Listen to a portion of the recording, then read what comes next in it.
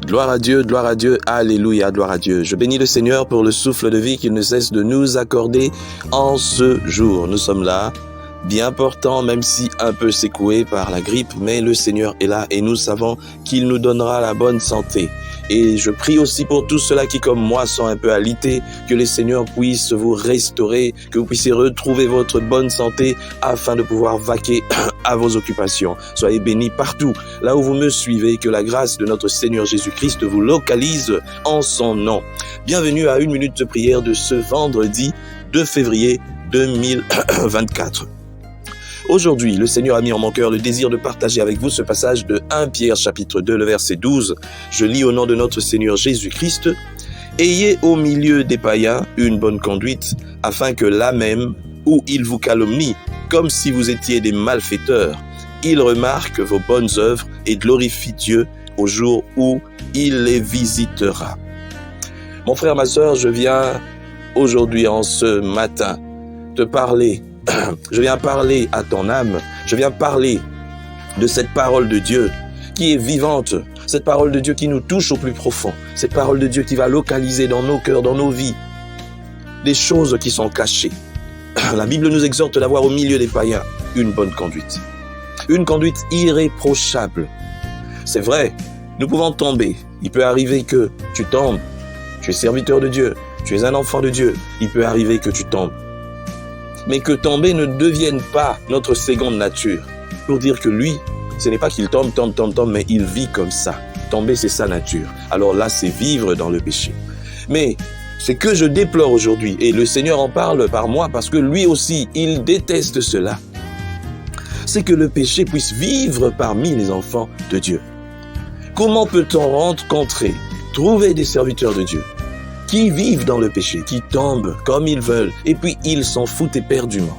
Un serviteur de Dieu qui a perdu son témoignage, même devant les païens, parce que les païens savent que lui, il vit de cette manière. Mais ça ne lui dit absolument rien. Il pense qu'en continuant de parler de Jésus, il pense qu'en continuant de chanter Jésus, il pense qu'en continuant de faire tout ce qu'il fait par lui-même, le Seigneur approuve cela. Non, le Seigneur n'approuve pas cela.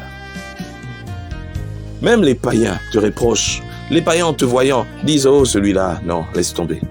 Les païens le savent. Tu as quel témoignage devant les païens? Mon frère, ma sœur, tu te dis peut-être tu t'en fous et que c'est pas eux qui vont te juger. Non, tu te trompes. Le monde nous juge. Le monde juge ta façon de marcher. Ne pense pas qu'en posant une grande affiche, on sait que toi, tu sors tout bonnement avec les sœurs de ton église, avec les sœurs de ton ministère. Toi, au fait, ça ne te dit absolument rien. On t'attrape, même dans des scandales, tu es publié partout, mais ça ne te dit rien. Tu mets une grosse affiche, Jésus, Jésus, Jésus, ne pense pas que cela va te justifier.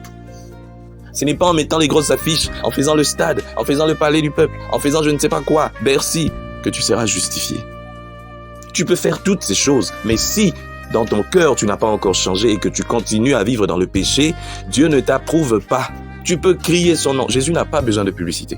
Parce que si Jésus voulait que tout le monde écoute sa voix aujourd'hui, il peut même crier du haut des cieux que moi, Jésus, je suis fils de Dieu, que tout le monde écoute. Donc ce n'est pas ce que toi tu fais. Tu penses que non, moi je chante pour Dieu, donc je fais quelque chose pour lui. Tu ne fais rien. Je viens te dire aujourd'hui que tu te trompes. Tu penses que tu fais assez parce que tu cries son nom. Il n'a pas besoin de ça. Il veut que tu changes. Il veut que tu changes. Mais tu ne changes pas. Tu deviens encore plus pire. Tu vis ta vie. Avant, tu le faisais puisque on t'a découvert et on t'a mis à nu et que tout le monde sait maintenant que tu vis comme ça, tu commences à te cacher. Mais Dieu te voit partout là où tu es. Dieu ne voit pas les affiches que tu mets partout. Dieu ne voit pas la publicité que tu fais en son nom. Non, Dieu voit ton cœur, voit ta vie, ce que tu fais en cachette. C'est honteux que tout un pays, que tout le monde, même à l'extérieur, on sache que tu es un impudique, tu es un, entre guillemets, serviteur de Dieu, mais impudique parce que tu vis comme ça dans l'impudicité, tu vis dans la fornication, tu vis dans l'impudicité. Mais tu continues toujours, tu te dis je m'en fous, moi je chante pour Jésus, moi je parle pour Jésus, tu penses que Jésus t'agrée. Prends d'abord un temps, mets-toi à côté. Et si même tu dois faire 10 ans, oui, mets-toi à côté. Il faut qu'on développe l'humilité parmi les serviteurs de Dieu. L'humilité. L'humilité manque cruellement aux serviteurs de Dieu. Tu viens de tomber, tu es en scandale devant ta propre église. Tu fais 1 mois, 2 mois, tu te mets là et puis le 3e mois tu reviens. Et Dieu m'a pardonné. Oui, Dieu te pardonne. mais tu es encore en scandale parce que quand tu passes dans la rue, les gens te voient nu. Voilà le type là qui fait... Voilà. Et tu ne peux pas condamner le monde pour dire non, Jésus ne me condamne pas, moi je m'en fous. Non, ton témoignage peut aussi être une barrière pour la parole de Dieu. Et aujourd'hui, beaucoup de serviteurs de Dieu sont devenus des barrières pour l'évangile, des vrais obstacles. Les gens ne veulent même pas venir à Christ parce qu'ils se disent, regarde comment ils se comportent ces gens-là. Ils sont tellement imbus d'eux-mêmes, orgueilleux, ils sont poussés par des vanités, ils aiment l'argent, ils aiment ceci, ils aiment cela. Et en plus, ils aiment vivre, ils aiment les plaisirs de la chair. Ça, ce sont les païens qui disent ça de toi. Tu dois avoir honte parce que tu as perdu ton témoignage. Tu as perdu ta saveur. Tu as perdu ta saveur. Tu n'es plus celle du monde. Tu n'es plus lumière du monde. On ne peut pas te placer en haut. Si on te place au sommet, toi-même tu te places parce que tu as l'argent, parce que tu as des gens qui te soutiennent, qui te prennent et qui te mettent au-dessus pour dire voilà. Mais que disent les gens lorsqu'on te voit là au-dessus? Tu n'éclaires pas. Tu n'éclaires plus. On ne peut pas toi te mettre quelque part et influencer positivement les gens. Non. Fais un examen de conscience. Ne pense pas que tu amasseras de l'or dans les cieux avec ce que tu es en train de faire. Tant que ici sur terre, tu n'as pas encore arrangé ton témoignage. Arrange ton témoignage. Arrange ton témoignage. C'est très important qu'on t'accuse pour des choses que tu n'as pas faites. Mais si c'est pour des choses que tu as faites, alors prends un temps, mets-toi à l'écart, demande pardon à Dieu, demande pardon à l'Église, fais-toi oublier pendant un temps. Mais ne viens pas. Non, puisque tu es grand, tu penses que oui, c'est toi qui as commencé l'évangile. Puisque tu es grand, toi, tu as commencé la musique il y a longtemps, tu as fait du succès. Tu te dis, bon, je m'en fous, je suis là, les gens me connaissent. Mais tu es en horreur à Dieu.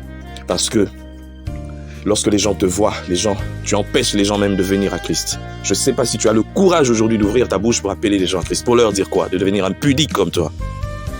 Que Dieu pardonne ceux-là qui résistent encore à sa parole. Qui sont connus comme ses serviteurs, mais qui détruisent le témoignage de l'évangile. Que Dieu bénisse sa parole. Nous prions. Seigneur, merci. Merci car toi, tu es Dieu. Tu nous aides, Seigneur, à venir à toi. Tu nous aides aussi à être lumière, celle de la terre, afin d'influencer les autres. Mais lorsque nous ne pouvons plus influencer les autres, Seigneur, la lumière s'en va et le sel perd sa saveur. Aide-nous, Seigneur, à garder le témoignage. Oh, il est préférable qu'on nous accuse pour des choses qu'on n'a pas faites. Mais lorsque c'est pour des choses qu'on a vraiment faites, Seigneur, aide-nous à réparer pour que ton témoignage, notre témoignage soit sauvegardé, préservé et que ça ne devienne pas un frein pour l'évangile. Et pour ceux-là qui ne veulent pas comprendre, Seigneur, ramène-les à la bergerie. S'il faut, Seigneur, que tu emploies la manière forte parce qu'ils sont en train de ternir l'image des serviteurs de Dieu. Merci pour tout ce que toi tu fais pour nous. En ton nom Jésus-Christ, nous avons ainsi prié. Amen.